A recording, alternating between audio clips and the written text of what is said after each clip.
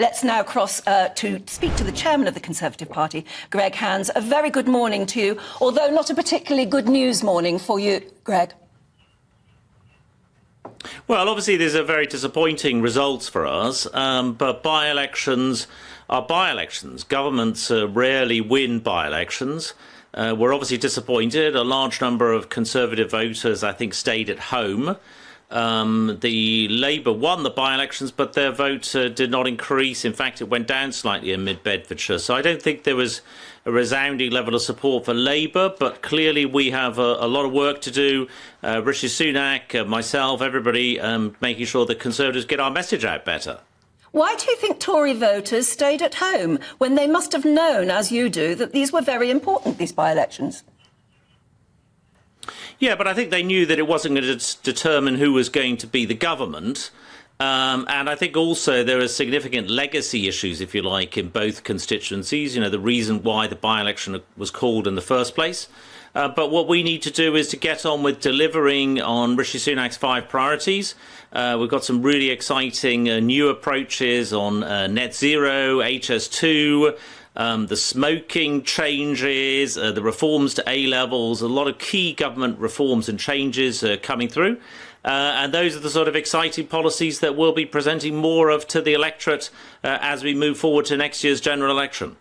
Very clearly, after a by-election defeat, such as the one you've just suffered, the opposition, who did very well last night, are going to call for an earlier general election. Bring on the fight now.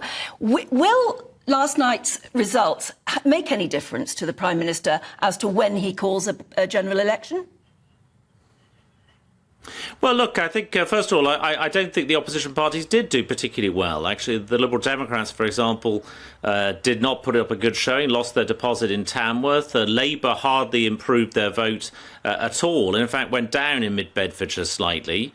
But I don't think that will have an impact on the general election. Clearly, we need to recognise that a large number of our Conservative voters did not come out yesterday in Mid Bedfordshire and Tamworth, despite having excellent candidates in Festus Akinbusoya and in Andy Cooper.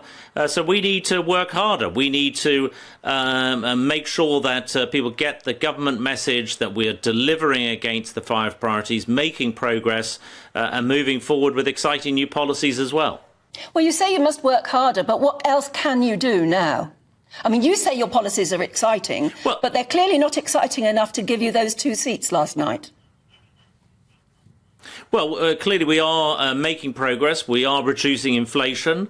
All of the indicators are that debt will be starting to fall. We're getting to grips with hospital waiting lists. The boats, I think the number of boat arrivals is 20% down on last year. Obviously, it's still too high. That's why I say there's still work to be done. We need to keep delivering against those 5 priorities.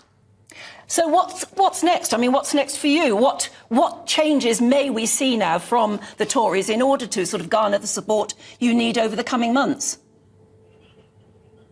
Well, I think we'll continue to deliver against the 5 priorities, and we will continue to put forward an exciting programme under Rishi Sunak going forward. You know, clearly we need to think about, reflect on the reasons that people didn't come out to vote yesterday. They're both very low turnout by-elections. You know, we need to reflect on that, digest that as well. But we ultimately need to be getting on with the important job of governing the country, making sure that we halve inflation, reduce debt, grow the economy, reduce hospital waiting lists and stop the boats. And very, very briefly, how do you think the Prime Minister is doing in the Middle East at the moment?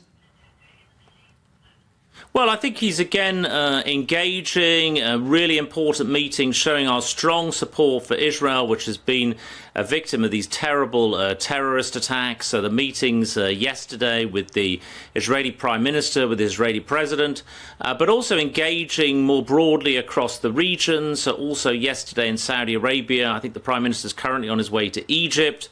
You know, making sure that we engage across the region to make sure that this doesn't spill over into a wider regional conflict. So I think the Prime Minister is showing the leadership that this country needs and engaging on the international stage. OK, Greg Hands, thank you very much indeed for that.